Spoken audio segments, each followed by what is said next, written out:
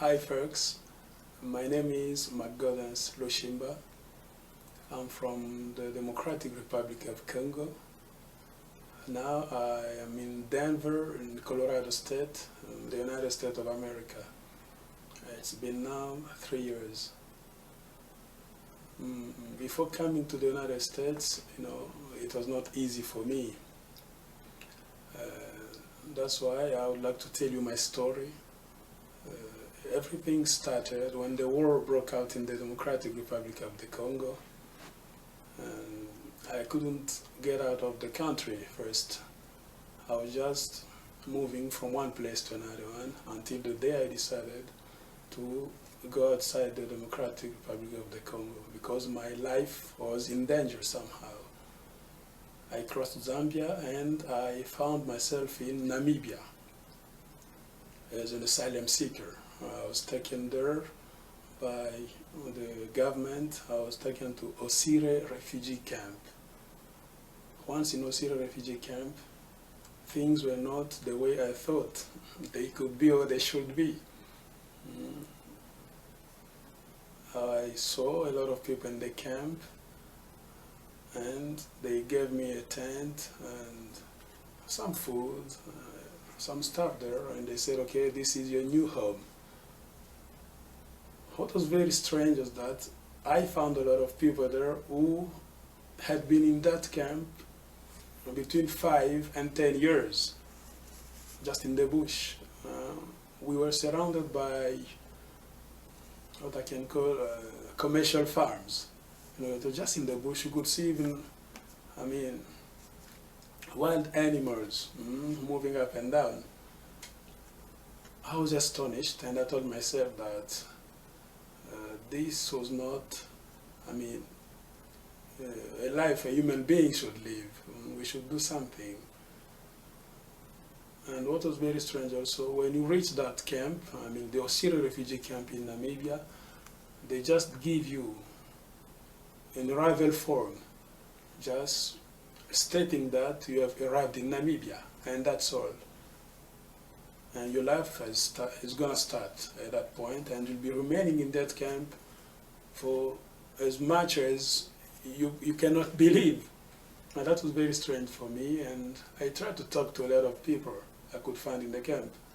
I said, okay, how come refugees should be treated like this? They said, okay, this is the system in this country. We have nothing to do with that. I said, no, let's do something, my friends. And a lot of guys, they started discouraging me. They were fearing. They said, no, the Namibian government is very strict. If you try to go and claim for your rights, to tell them what they're supposed to do, you will be in trouble. And I said, no.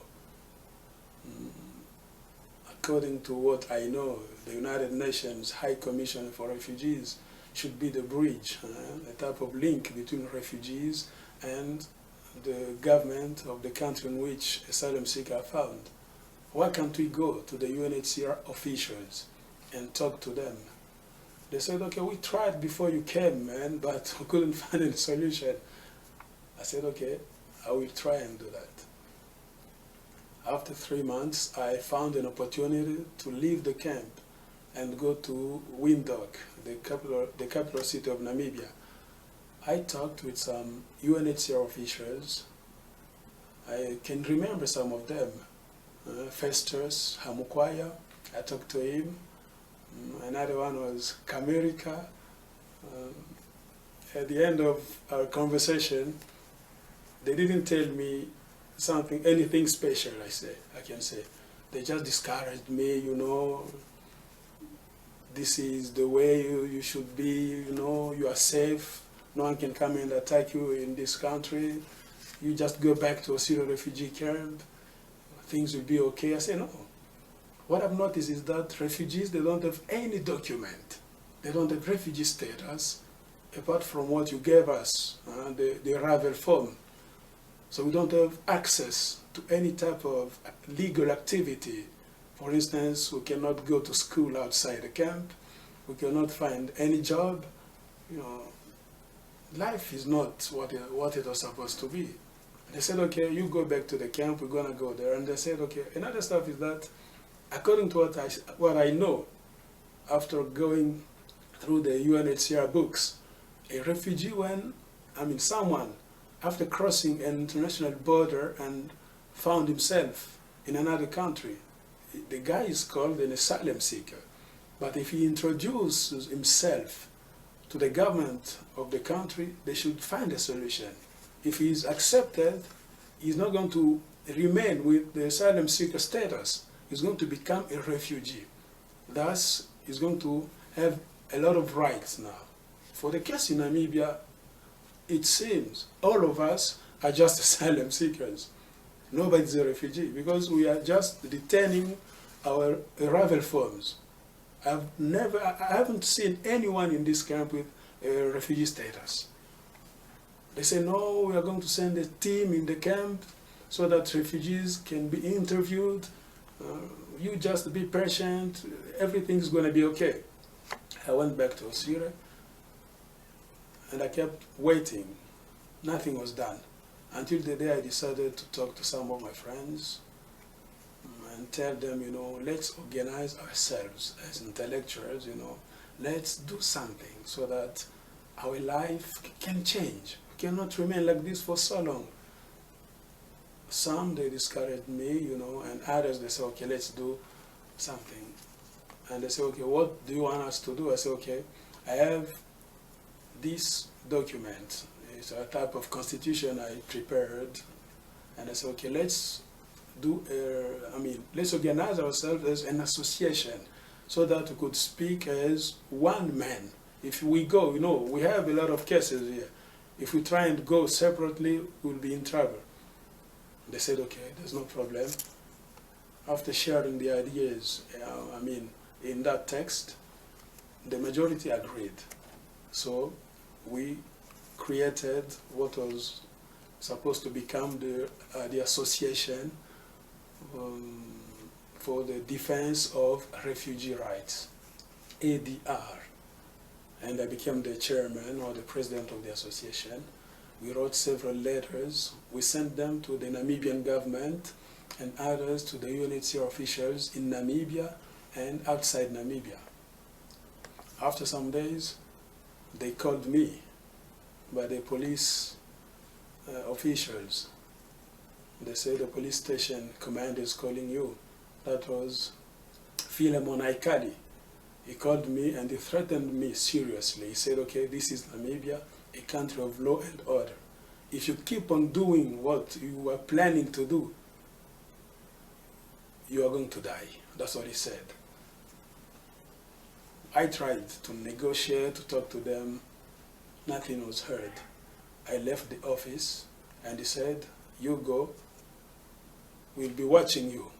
Don't think that everything is over. I went there. After 2 days, I was again called by another Namibian official.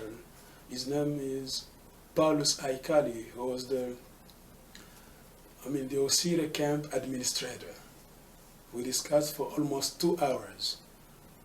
The conclusion was the same. Please, this is Namibia. Stop what you are trying to do. Otherwise, you're going to lose your life. I left the office with some of my friends, and we started now thinking what should happen after those 2 conversations. But we were a little bit lucky to get in touch with Mr. Filian Angolo, who is the director of the National Society of Human Rights in Namibia. Because he also received 1 copy of our constitution and some of our letters. He sustained us. He said, okay, I support you guys. What you are doing is good. It's for your rights. Normally, refugees are human beings. If they treat you as animals, it is your right to stand up and tell them to change. He supported us. After a lot of negotiations, the Namibian government didn't change until the day we decided to march, to demonstrate. That was on a refugee day. That was on June 20th, one day. As June 20th is a refugee day celebration around the world, we took that opportunity to display our placards to the international community officials who were there, the Namibian government officials, and even the UNHCR officials, so that they could see our message, and everything was clear. Officials who came from outside Namibia, they were interested with what we did. They looked for us, they wanted to talk to us, and that was not easy, because the Namibian government was trying to just put a barrier so that we couldn't talk to those people. Fortunately, I talked to them as the president of the Association for the Defense of Refugee Rights. I explained almost everything to reporters, journalists. After one day, we heard some newspapers with our story. But when they left the camp, I mean the invited people that left the camp, things were not the same. I was called and arrested. Not only me, with a bunch of my friends, I mean 20 people. And this is a testimony, and even the newspapers of Namibia, they talked about that. You can see here, this is a Namibian newspaper, the Namibian. They speak about us, they say, refugees in hiding. You see, this is, I mean, a private newspaper. There's also this New Era, which is the Namibian government newspaper. It says, refugees up in arms against government. You see, this is a testimony, a proof that what we did was a real thing. For those who doubt, this is a proof. We kept on fighting, and as the chairman of that association, I told myself that there was also a good way of doing things, and I came up with an idea. I started producing a refugee newsletter that I baptized The Voice of Refugees. I produced 24 copies of these, newsletters until the day I left Namibia. These newsletters helped us too much. It was a type of way for us to inform the local and international community about our life in Namibia, because authorities, according to what you noticed, they were giving false information outside Namibia. They were saying that everything is okay with refugees here, they don't have anything to complain. If you hear someone complaining, the person is a troublemaker. But that was not the case. Let's go back a little bit. We were arrested, as I said, and the Namibian government was determined to condemn us. But the National Society for Human Rights, led by Director Filian Angolo, came to our rescue. It paid money, all the stuff required by the Namibian government, and we were free on conditions. And we could go back to court almost 10 times in a year until we won the case. That was not the single case. We had 3 cases, if I can remember, in 3 years. But we won all the 3 cases. And according to the Namibian law, the Namibian government should give us a lot of money as compensation. But they didn't do that. What was very strange also is that we knew a lot of bad stories of the refugees in the camp. Can you imagine? They couldn't give us the right to organize ourselves, to have a refugee chairman, secretary, a refugee committee, so that that staff of people could go and talk on our behalf about our problems. If we could choose someone as our representative, the Namibian government and the UNHCR Namibia, they could just reject the person. the very big trick for them was just to appoint someone by force, which means a person who is in good term with them so that they could lie very well to Geneva, United States of America, and other European countries that give money for refugees in Africa. And we fought several times over that issue. And at the moment, the time I'm speaking now, I called the Osiro refugee camp. That was yesterday. Can you imagine? I've been in America for 3 years, but nothing has changed in Osiri. Refugees, they want to vote again. They chose a certain guy from Angola. His name is, he gave me his name somewhere. His name is Albano, Albano Kosende. But the guy has good ideas for the promotion and security and safety of refugees. Since the Namibian government and the UNHCR officials, they saw that the guy was there just to defend refugee rights, they rejected the guy again. Now they are dealing with a certain lady from the Democratic Republic of Congo by the name of Isabel Somp. She's the one blocking everything. She's serving the Namibian government and the UNHCR Namibia to block any development, any progress in refugee life in Namibia. This is the last report I had. And 1 month ago, I think for those who are well connected, there was also a very astonishing story in Namibia. 41 refugees were threatened with death by the Ministry of Home Affairs in Namibia. Those guys, they left the camp under the protection of the National Society of Human Rights. At the moment, those guys are in Botswana. Can you imagine? But the Namibian government is still denying that we didn't threat those guys. This is just mere lie, you know, this is not our position.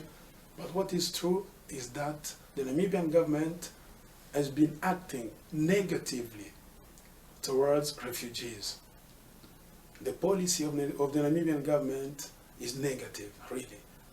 And what is also paining is to see that the UNHCR, United Nations High Commissioner for Refugees, which was supposed to be at the side of refugees, to talk to the Namibian government so that the government can respect refugees' life. But the Namibian UNHCR office is in the same team, on the same team I mean, with the government. They're just playing the same game. If I can remember, I talked several times to former representative of UNHCR Namibia. His name was Hesdy Rattling. We fought too much against that guy until the time he left Namibia. They sent a new lady by the name of Joyce Menskor, and she's still the UNHCR representative in Namibia. When she came, a lot of people, they thought that now there will be change in Namibia, in refugee life. But unfortunately, things are still the same. Even when I talked to refugees last week, they say she's worse. There's no change. She's on the same team with the Namibian government. Can you imagine? That's why I'm here to speak as a refugee rights activist. At the moment, I'm trying to call upon the United States government, the international community, and other organizations that fight for the betterment of refugees around the world to try and look into the case of refugees in Namibia. Something should be done, please. Maybe some people, they can say that what I'm trying to say,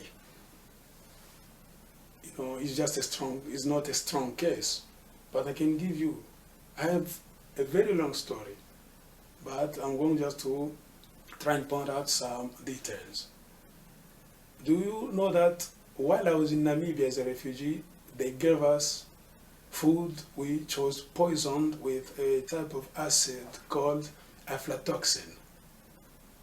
That was the beans. They brought that beans to refugees. We ate that beans and we had a lot of cases of diarrhea in the camp. We stood up again as an association for the defense of refugee rights to ask why such a thing could happen to refugees. Nobody could give us a good answer. There's also another case. When they bring food to refugees in Namibia, you can see that refugees, they don't receive their food as they should.